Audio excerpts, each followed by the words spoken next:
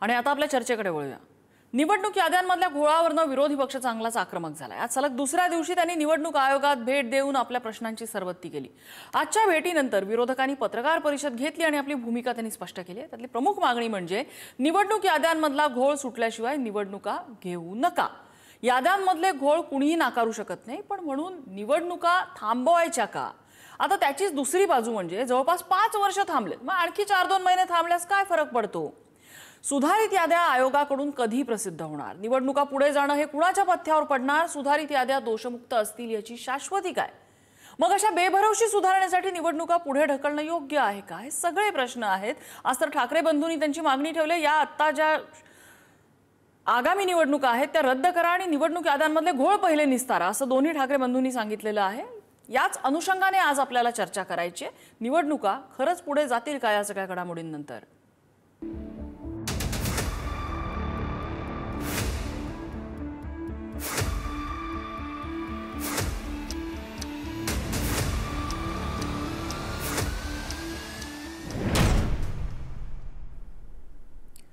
आणि याच संदर्भातल्या चर्चेत आपल्यासोबत सहभागी होत आहेत भाजपाचे प्रवक्ते अवधूत वाघ, काँग्रेसचे प्रवक्ते हनुमंत पवार आपल्यासोबत आहेत, शिवसेना उद्धव ठाकरे पक्षाकडून अखिल चित्रे आपल्यासोबत आहेत आणि पुढारीच्या मल्टीमीडिया संपादक मृणालिनी नानिवडेकर आपल्यासोबत आहेत। सुरुवातीला मी हनुमंत पवार यांच्याकडे जाईन।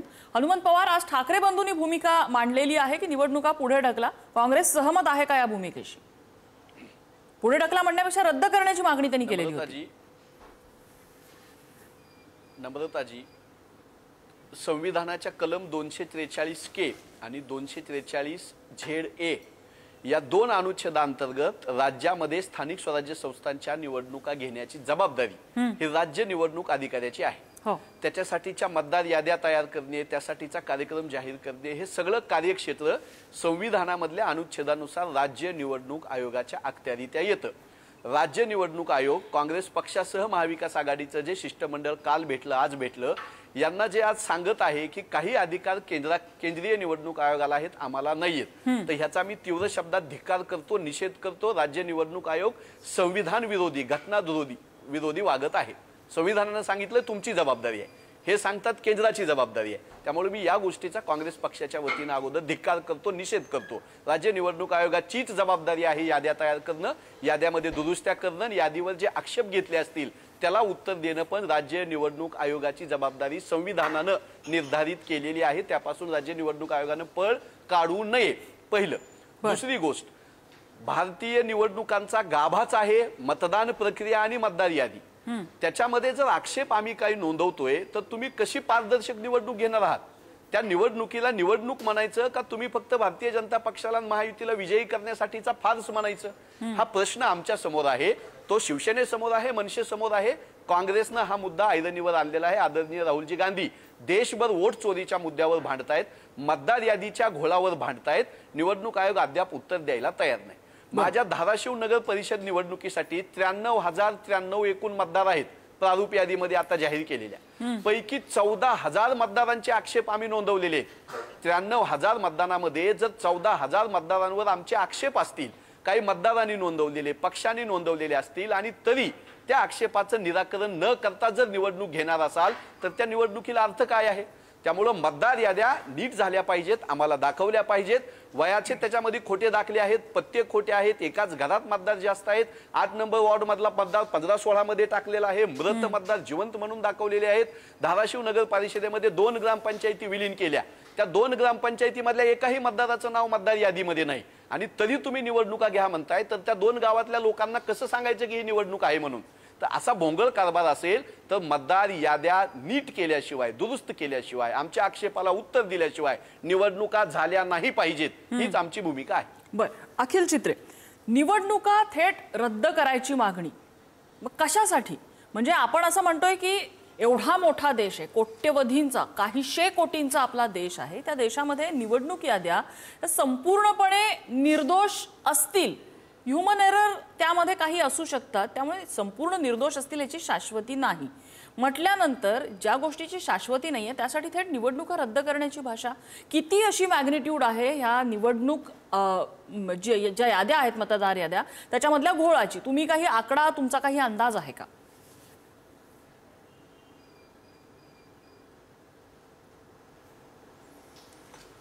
बरं, आज पूर्ण देश डिजिटल झालाय म्हणे, डिजिटलायझेशन झालेलं आहे. डिजिटलायझेशन झालंय, एआयच्या दुनियात आपण आता असं म्हणताय की निवडणुकीत आपण पारदर्शकता आणू शकत नाही. आजही म्हणे काय ह्युमन एरर असू शकतात. अरे ह्युमन एरर असू शकतात ना, पण ते ह्युमन एरर किती प्रमाणात असल्या पाहिजे. आता एक सिंपल उदाहरण तुम्हाला देतो. बाकी सगळं हनुमंतजींनी आता सांगितलेलं आहे. मी तुम्हाला एक सिंपल उदाहरण देतो. ते सुषमा यादव, मी जर चुकत नसेल तर नावाच्या एका महिलेचं नाव नालासोपारामध्ये 6 वेळा आढळून आलं. ते नाव आढळून आल्यानंतर त्याची बातमी झाली. लगेच 6 वाजता ते नाव कसं काय डिलीट झालं, ती यंत्रणा कोण राबवते, इलेक्शन कमिशनला कसं काय माहित नाही. जेव्हा आज आमच्या नेत्यांनी त्यांना प्रश्न विचारलं तर त्यांनी सांगितलं त्याच्याबद्दल माहिती घ्यायला लागेल, आम्हाला माहित नाही. तुम्हाला का माहिती नाही? तुम्ही काय पासिंग द पार्सल खेळता का? केंद्रीय निवडणूक म्हणतं की राज्य निवडणुकाचं आयोगाचं काम आहे, राज्य निवडणूक आयोग म्हणेल केंद्र निवडणूक आयोगाचं काम आहे. नक्की कोणाचं काम आहे? ते तुमचं दोघांचं काम आहे संयुक्तरित्या की निवडणूक पारदर्शकपणे झालं पाहिजे. आता हा झालं एक उदाहरण. दुसरं उदाहरण, तुम्ही याच्यावर डोळे झाक करून चालणार नाही की एका घरात निरंक घर दाखवतं, त्याच्यामध्ये एक असं किती मोठं कुटुंब आहे, तो कुटुंब आहे की जिल्हा आहे की 800 लोक एका घरात दाखवलेली आहे. घर क्रमांक पण नाही त्याला. तुम्ही काय दाखवायचा प्रयत्न करताय? त्याच्यानंतर मुंबईत कांदिवली मागाठाणे इथे एक असं कुटुंब आढळलं ज्याच्यामध्ये एकाचं वय 124 वय आहे आणि त्याच्या मुलीचं वय 23 आहे. कसं काय याला आपण हे करू शकतो? आणि तुम्ही कोणाला ती यंत्रणा राबवायला दिलेली आहे का? याचे इलेक्शन कमिशनचे पासवर्ड अपलोड करायचे, डिलीट करायचे, हे इलेक्शन कमिशनकडे नाही का? ह्याच्या आधीच्या निवडणुका झाल्या, जे आमच्या नेत्यांनी पण दाखवलेलं आहे की निवडणुका झाल्या त्याच्यामध्ये फोटो सगळे होते. आता तुम्ही एक नवीन निवडणूक यादी जाहीर केली, त्याच्यामध्ये फोटो नाहीत. कसं तपास करायचा की तो व्यक्ती तोच आहे का? तुम्ही हे कोणासाठी निवडणुका राबवताय हा प्रश्न देखील महत्वाचा आहे ना. आम्ही तर भारतीय जनता पार्टी असेल किंवा सत्ताधारी पक्षाची लोक असतील, आम्ही त्यांच्यावर कोणत्या प्रकारचा आरोपच केलेला नाहीये. आमचे प्रश्न तर थेट निवडणूक आयोगाकडे आहे. निवडणूक आयोग हे स्वायत्त संस्था आहे ना. मग स्वायत्त संस्था आहे तर काय आहे, सगळे सत्ताधारी आणि भारतीय जनता पार्टीचे प्रवक्ते त्याला उत्तर द्यायला येत आहेत. आम्ही त्यांच्याकडे उत्तरच मागितलं नाही. आम्ही तर उलट त्यांना बोललो की तुम्ही पण आमच्या बरोबर या. काल परवा तर एक आमदार, सत्ताधारी आमदार बोलतो की 20,000 हे वाढवले म्हणून मी निवडून आलो. आता ते काय सारवासारव करतील त्याच्यावर. तर हे भयानक आहे. मग अशा प्रकारच्या ज्या निवडणुका करायच्या असतील तर माननीय उद्धवजी ठाकरेंनी बरोबर सांगितलंय, मग थेट सिलेक्शन पद्धत करून टाका ना. विद्यापीठात काही विद्यापीठात होतात सिलेक्शन पद्धत, निवडणूक होत नाही, तसं करून टाका. म्हणजे जनतेला पण कळेल, आम्हाला पण कळेल. तुम्ही वन साइडेड जिंका. बरं, तुम्ही ज्याच्यावर बोट ठेवलं ते भाजपच्या प्रतिनिधींना इथे उत्तर देण्यासाठी आम्ही बोलवायचं कारण म्हणजे तुमचाच मित्रपक्ष असलेल्या राष्ट्रवादी शरद पवार पक्षाचे जयंत पाटील यांनी निवडणूक आयोग हा भाजपच्या इशाऱ्यावर चालतो असा आज पण थेट आरोप केलेला आहे. तुमच्यापैकी अनेक विरोधक तसा आरोप करतात, त्यामुळे भाजपकडे तो प्रश्न घेऊन आपल्याला जायला पाहिजे. अवधूत वाघ. खरं तर भारतीय जनता पक्षाचा या निवडणूक याद्यांचा, निवडणूक प्रोसिजरचा काडीचाही संबंध नाही. जसं शिवसेना उद्धव बाळासाहेब ठाकरे हा पक्ष आहे, जसं राष्ट्रवादी काँग्रेस शप किंवा राष्ट्रवादी काँग्रेस किंवा काँग्रेस, तसंच भारतीय जनता पक्ष हा एक नोंदणीकृत पक्ष आहे. आणि निवडणूक ज्यावेळी लागतात त्याच्या पद्धतीने लागतात, त्यामध्ये आम्ही भाग घेतो. बाकी पॉलिटिकल पार्टी म्हणून जास्तीत जास्त मतदारांना मतदार यादीमध्ये त्यांनी नाव नोंदवावं यासाठी भारतीय जनता पक्ष हिरिरीने प्रयत्न करते. इतर कोण प्रयत्न करत असेल की नाही याच्याबद्दल मी काही बोलणार नाही. आता सर्वोच्च न्यायालयाने या इलेक्शन्स, अगदी मुंबई महानगरपालिकेचं बघितलं तर 2017 साली झालं, 22ला त्याची मुदत संपली. आज 3 वर्ष होऊन गेली, निवडणुका होत नाहीत. याचं सर्वात मुख्य कारण ओबीसी रिझर्वेशन असं होतं. ओबीसी रिझर्वेशन वर सुप्रीम कोर्टाने निर्बंध टाकल्यामुळे हे इलेक्शन घ्यायचं की नाही विदाऊट ओबीसी याबाबत ज्यावेळी सर्व पक्षांशी चर्चा केली त्यावेळी सर्व पक्षांनी मिळून ठरवलं, ज्याच्यामध्ये चित्रे साहेब त्यावेळी ज्या पक्षात होते त्या मनसे आणि आता जे पक्षात आहेत त्या उद्धवजींच्या पक्षाने, दोघांनीही या भूमिकेला मान्यता दिली होती की जोपर्यंत ओबीसीचे मतदार, ओबीसीचं रिझर्वेशन होत नाही तोपर्यंत इलेक्शन नको.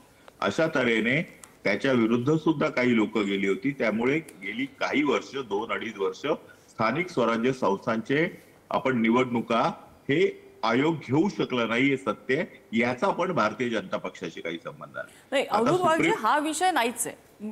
आता आक्षेप हा निवडणुका किती लेट झालेल्या आहेत किंवा किती वर्ष झाले नाहीत हा आक्षेप नाहीच आहे. आत्ताचा जो आक्षेप आहे तो आहे मतदार याद्यांबद्दल. आणि मतदार याद्यांमध्ये घोळ आहे या गोष्टीला भाजप सुद्धा डिनाय करणार नाही जर मी चुकत नसेल तर. येतो मी त्याच्यावर. तर सुप्रीम कोर्टाने आता निर्णय दिलेला आहे की जानेवारीच्या आधी निवडणुका घ्या. आता जे काही लोक म्हणत असतील की निवडणुका झाल्याच नाही पाहिजे त्यांनी सुप्रीम कोर्टामध्ये जावं आणि सुप्रीम कोर्टाने दिलेला हा जो निकाल आहे, जो निर्णय आहे, जो आदेश आहे निवडणूक आयोगाला दिलेला, तो आदेश तुम्ही मागे घ्या आणि या निवडणुका घेऊ नका असा आदेश द्या, अशी ते मागणी करू शकता. कारण अशी मागणी कुठच्याही निवडणूक आयोगाकडे करून काही फायदा नाहीये, कारण सुप्रीम कोर्टाने त्यांना आदेश दिलेला आहे. त्यामुळे they are knocking at wrong door. आता मुख्य मुद्द्याकडे येतो. तो मुद्दा आहे की मतदार यादीतील घोळ. आतापर्यंत जे काही सांगण्यात आलेलं आहे की कुठचाही घर क्रमांक नसलेला अशा ठिकाणी 800 लोक आहेत, 900 लोक आहेत, कपोलकल्पित कथा आहेत. अशा कथा मी सुद्धा तुम्हाला बसल्या बसल्या काही बोलू शकतो. कुठचेही पुरावे नसताना फक्त बोल घेवडेपणा करायचा आणि काही बोलायचं आणि नेहमी संविधान करायचं. ज्या एका पक्षाचा कधी संविधानावर विश्वास नव्हता, लोकशाहीवर विश्वास नव्हता, अशा पक्षाचे प्रवक्ते आता संविधानाच्या वार्ता करतात. आणि ज्याने 1975ला म्हणजे मतदार यादीत घोळ अजिबात नाही असा दावा आहे तुमचा. प्रवक्ते संविधानाच्या वार्ता करतात. खरं संविधान काल ज्यावेळी 5.5 कोटी बक्षीस असलेला गडचिरोली मधला भूपती हा आपल्या हातातील शस्त्र मुख्यमंत्र्यांच्या हाती दिलं आणि त्यांच्या हातातून संविधान घेऊन राष्ट्राच्या मूलप्रवाहामध्ये अवधूत वाघजी, तो मुद्दा पूर्णपणे वेगळा आहे. मुद्दा असा आहे की तुम्ही असं म्हणताय की मतदार यादीत घोळ नाहीये असं म्हणताय तुम्ही. काय मतदार यादीत घोळ नाही असं म्हणताय तुम्ही? मग तुम्ही हा घोळ हा शब्द वापरता. मी असं म्हणेन मतदार यादीमध्ये काही चुका असू शकतात, परंतु घोळ हा ज्यावेळी शब्द वापरतो त्यावेळी तो कोणीतरी जाणून बुजून केलेला आहे आणि मुद्दामून कोणीतरी घडवलेला आहे असं वाटतं. चुकांची मॅग्निट्यूड मोठी असेल तर त्याला काय म्हणायचं? एक साधा प्रश्न विचारतो. मतदार यादीमध्ये घोळ होता तर लोकसभेच्या निवडणुका महाराष्ट्रामध्ये इलेक्शन त्याच मतदार यादीतून झाल्या आणि त्याच्यामध्ये भारतीय जनता पक्षाला मोठा फटका पडला.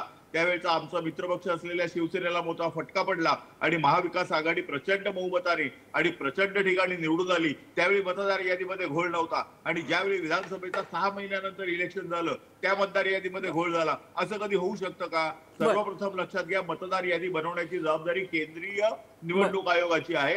तुम्ही ज्याला मतदार यादीतल्या चुका म्हणताय, मला बोलू देत.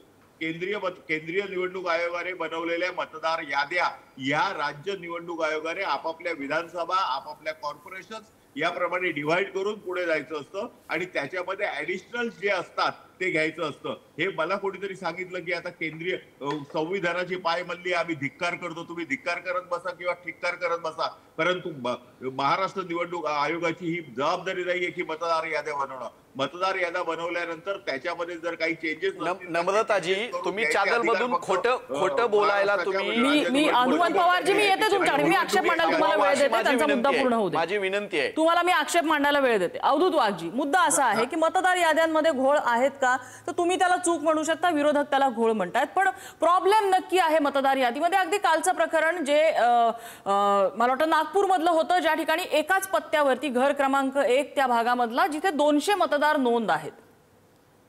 आता याला घोळ नाही म्हणायचं तर काय म्हणायचं? अहो, माझ्या फोन नंबरवरती कुठल्या तरी नांदेड बिंदेड त्या बाजूचे कोणीतरी एका बाईंचं नाव नोंद होतं, याची मी तक्रार सुद्धा केलेली होती.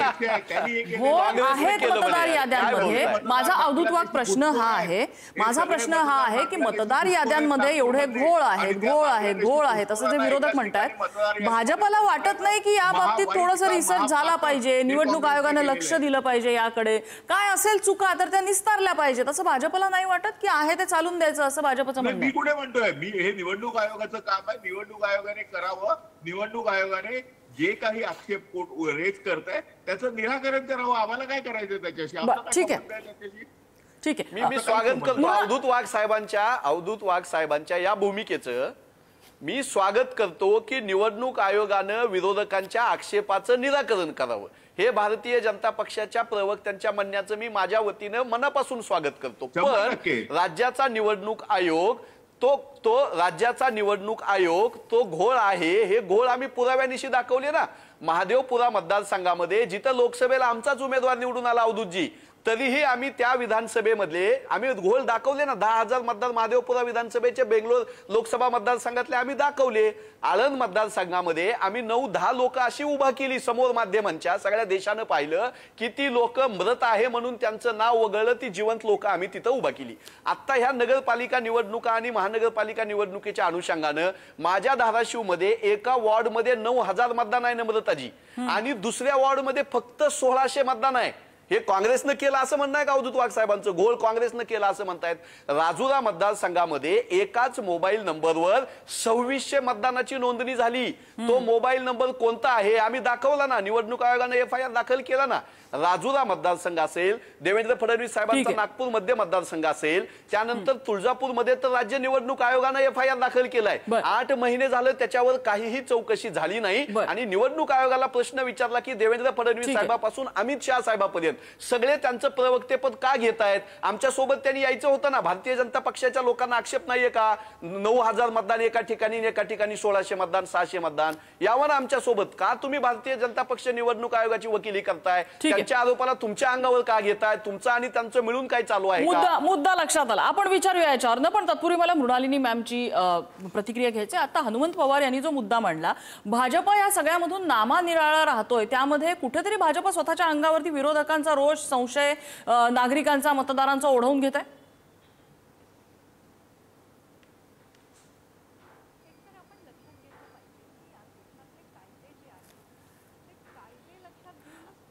टाकावी लागणार आहे. राज्य निवडणूक आयोग आणि राज्याचा मुख्य निवडणूक अधिकारी यांच्या कामाच्या मर्यादा समजून घेतल्या पाहिजे.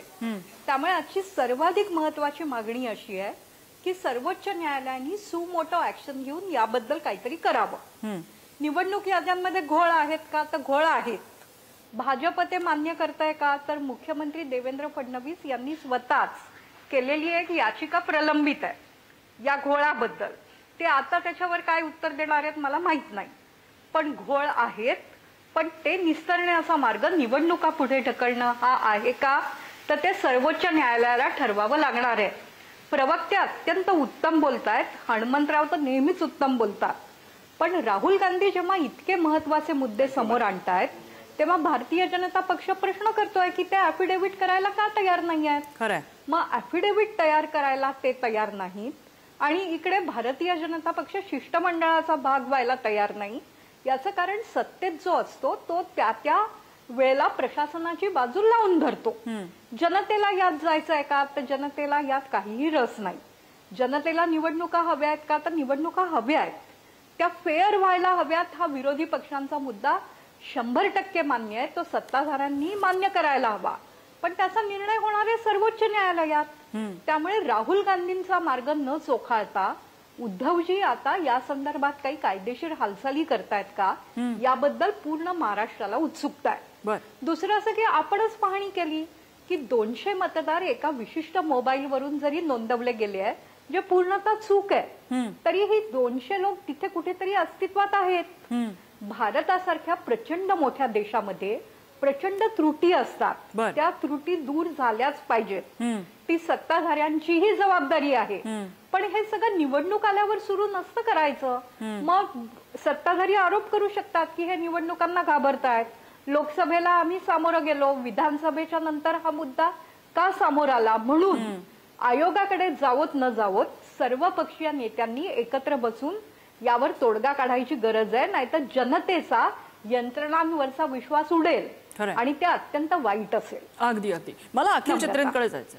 मी पुन्हा मॅम येते आपल्याकडे. अखिल चित्रेंकडे जायचं मला. अखिल चित्रे, आता अवधूत वाघ यांनी जो मुद्द्यावरती बोट ठेवलं की सुप्रीम कोर्टाने आदेश दिलेले आहेत जानेवारी अखेरपर्यंत निवडणुका घ्यायचे, आणि आता मृणालिनी मॅमनी पण विचारलं की सुप्रीम कोर्टात जावं लागणार आहे जर या निवडणुकांवरती स्टे आणायचं तर तयारी आहे का तुमच्या पक्षाची, विरोधी पक्षांची? एकत्रितपणे जायची तयारी आहे का? आणि नसली तरी उद्धव ठाकरेंची तयारी असेल का?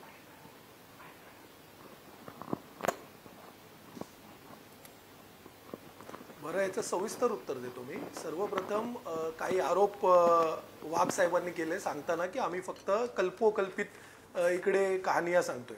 तर आता बूथ क्रमांक 4 मुरबाड हे जाऊन तपासावं त्यांनी. बूथ क्रमांक 4 मध्ये 400 लोक एकाच घरात आढळली आणि ते पण निरंक, घराला अंक नाही. आता तो झाला मुद्दा, त्यांना उत्तर दिलं मी. त्यांनी सांगितलं की असं कल्पोकल्पित सांगतो, तर ते कल्पोकल्पित नाही, त्याची यादी पाठवतो त्यांना मी व्हॉट्सअपवर.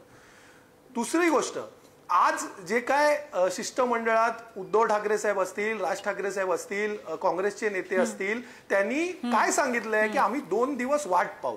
निवडणूक आयोग 2 दिवसात सकारात्मक ह्याच्याबद्दल विचार करून उत्तर देणार आहे. थेट असं नाही सांगितलं की आम्ही आजच सांगतोय की निवडणूक घेऊ नका, निवडणूक लढणार नाही.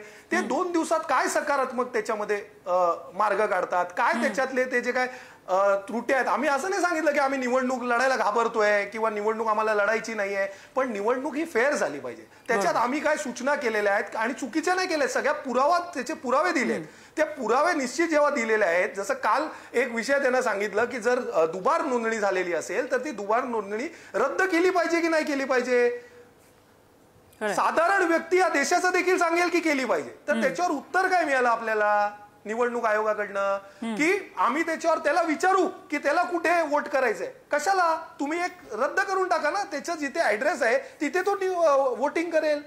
तर या गोष्टी फेअर झाल्या नाहीत पाहिजे का. आम्हाला देखील कळतं की निवडणूक झाली पाहिजे, आम्ही सगळे राजकीय पक्षाचे कार्यकर्ते आहोत, आम्ही देखील आतुर असतो निवडणूक लढायला, पण ते निवडणूक हे फेअर झाल्या पाहिजेत. नाहीतर आता अशा प्रकारचे निवडणूक लढून त्याला काय अर्थ आहे. आणि जर 2 दिवसात त्या प्रकारचा निकाल जर निवडणूक आयोगाने दिला नाही, त्या प्रकारची पावलं जर निवडणूक आयोगाने विचारधीन घेतली नाही, तर आम्ही पुढचे कायदेशीर मार्ग आहेत ते सगळे आम्ही अवलंबू. सुप्रीम कोर्ट असेल, इतर काय कायदेशीर मार्ग असेल, जनतेत जायचं असेल तर ते सगळे आम्ही अवलंबू. अवधूत वाघ, अगदी शेवटची 30 सेकंद आहेत माझ्याकडे. उद्या जर समजा हे प्रकरण कोर्टात गेलं आणि निवडणुका जर पुढे ढकलल्या गेल्या, तर असं म्हटलं जात आहे की हा कुठला तरी एक राजकीय डाव असू शकतो. मला असं वाटतं की आतापर्यंत निवडणुका का घेत नाही भारतीय जनता पक्ष घाबरतोय असं सातत्याने विरोधी पक्ष बोलतात आहेत. आणि आता स्वतःच विरोधी पक्ष म्हणतात आहेत निवडणुका पुढे ढकला. त्यामुळे दोन्ही तोंडांनी बोलणाऱ्या विरोधी पक्षाला तोंडच नाहीये असं मला म्हणावं लागेल. विरोधी पक्ष निवडणुकांना घाबरलेला आहे. या येणाऱ्या स्थानिक स्वराज्य संस्थांमध्ये अगदी चारी मुंड्या चीत होणार आहेत. यांना तोंड दाखवायला जागा होणार नाही. त्यामुळे त्यांनी हे स्पष्ट केलेलं आहे की आम्ही निवडणुकांसाठी पूर्णपणे तयार आहोत, पण निवडणुका फेअर झाल्या पाहिजेत असं आमचं म्हणणं आहे. फेअर म्हणजे लोकसभा जाऊती का फेअर, हे म्हणतील त्यावेळी फेअर का, हे जिंकले की फेअर आणि हे हरले की फेअर नाही. पण म्हणजे त्यांनी आक्षेप मांडायचेच नाहीत का, विरोधकांनी म्हणजे आक्षेप घ्यायचेच नाहीत का याद्यांवरती आणि इतर सगळ्या गोष्टींवरती. मी आता निवडणूक व्हायच्या आधी म्हणतोय, निवडणूक हरल्यानंतर नाही म्हणत आहोत. मग सगळ्याच इलेक्शन अनफेअर होत्या का, सर्वच मतदार याद्या अनफेअर होत्या का. 1952 पासून काँग्रेस जी 1952 पासून सत्तेवर आली त्या काय अनफेअर मतदार याद्यातून आल्या का. तर या सिस्टीम मध्ये नेहमीच सुधारायला वाव असतो आणि सुधारणा टप्प्याटप्प्याने होत असते. जी सिस्टीम आहे त्या सिस्टीम मध्ये आपल्याला पुढे जावं लागतं. ठीक आहे. मृणालिनी मॅम, शेवटची 30 सेकंद. आता ज्या काही घडामोडी घडतायत, समजा कोर्टात जरी हे प्रकरण गेलं तरी सुद्धा निवडणुका पुढे जायची शक्यता आहे का? खरं तर याबद्दलचा पूर्ण निर्णय हा सर्वोच्च न्यायालयाचे न्यायाधीश देऊ शकतील. पण एक लक्षात घेतलं पाहिजे, निवडणूक याद्यांमध्ये त्रुटी आहेत का तर निश्चित आहेत.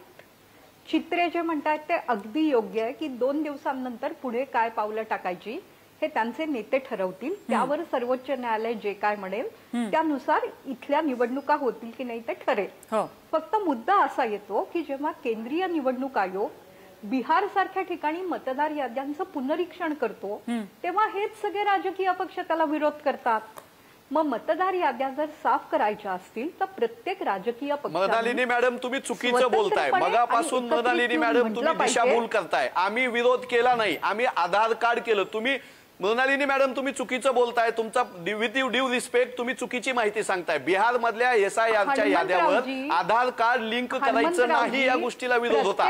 सुप्रीम कोर्टानं सांगितलं आधार कार्ड लिंक करून घेतलं ना. आम्ही का विरोधकाबद्दल दिशाभूल करताय तुम्ही? खोटं नका सांगू तुम्ही. त्यांना मुद्दा मांडू दे, हनुमंत पवार. बोला. थांबा. 30 सेकंद राहिले म्हणले त्या बोलून जातील. माझ्या पक्षाबद्दल गैरसमज नाही ना चॅनलवर बसवून चालणार. मी सिद्ध करतो तुम्ही खोटं बोललात. मी सिद्ध करतो. मला वेळ द्या. मला वेळ द्या.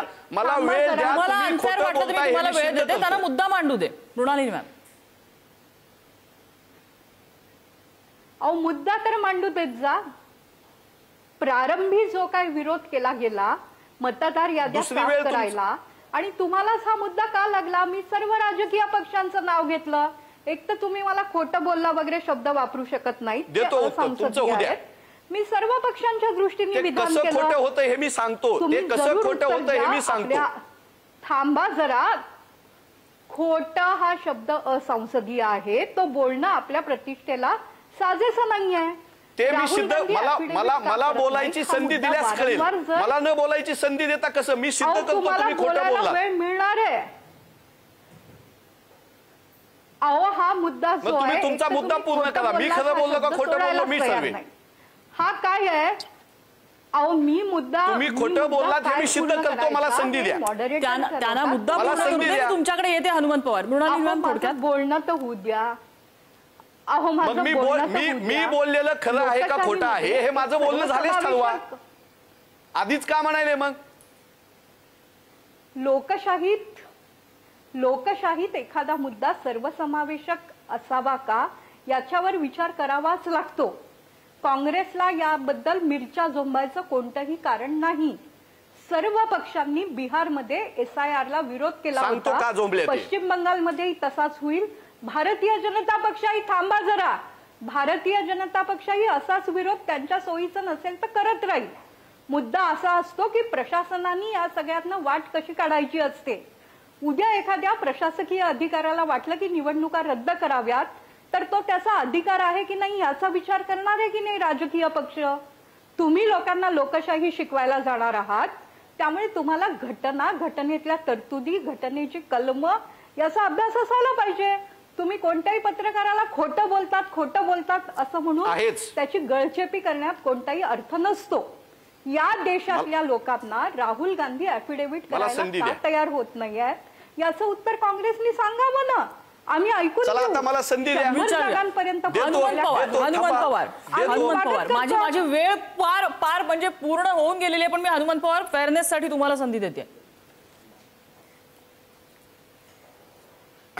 राहुलजी गांधी ऍफिडेव्हिट द्यायला का विरोध करतायत हे भारतीय जनता पक्षाचं नेरेटिव्ह आहे. राहुलजी गांधी देशाचे विरोधी पक्ष नेता आहेत. 100 खासदार आहेत. इंडिया आघाडीचं सभागृहामध्ये प्रतिनिधित्व करतात. त्यांनी 7 दिवसात लेखी उत्तर द्यावं नाहीतर आम्ही बघू असं म्हणलेले ज्ञानेश कुमार 2 महिने झालं तोंड लपवून बसलेले आहेत. का बसलेले आहेत इथं उपस्थित असलेल्यांनी सांगावं. राहिला मुद्दा बिहारमध्ये SIR ला विरोधी पक्षांचा विरोध नव्हता हे खोटं विधान आहे. आदरणीय मृणालिनी मॅडम, बिहारमध्ये आधार कार्ड ओळखीचा पुरावा म्हणून आम्ही गृहीत धरणार नाही याला आमचा विरोध होता. सुप्रीम कोर्टात गेलो. सुप्रीम कोर्टानं चपराक दिली न्यायालयानं आणि निवडणूक आयोगाला आधार कार्ड लिंक करावं लागलं, पुरावा धरावा लागला. ही आमचा विजय होता. आक्षेप जो होता तो विजय झाला कोर्टामध्ये. दुसरी गोष्ट, वगळलेल्या नावाची यादी आम्ही दाखवणार नाही असं सांगितलं बिहारमध्ये निवडणूक आयोगानं. केंद्रीय निवडणूक आयोगाने त्याची बाजू ओढली. सुप्रीम कोर्टानं सांगितलं तुम्हाला याद्या दाखवाव्या लागतील. त्यामुळे बिहारमधल्या SIRच्या दोन्ही मुद्द्यावर सुप्रीम कोर्टानं आमची बाजू घेतली. आमच्यासारखा निकाल दिला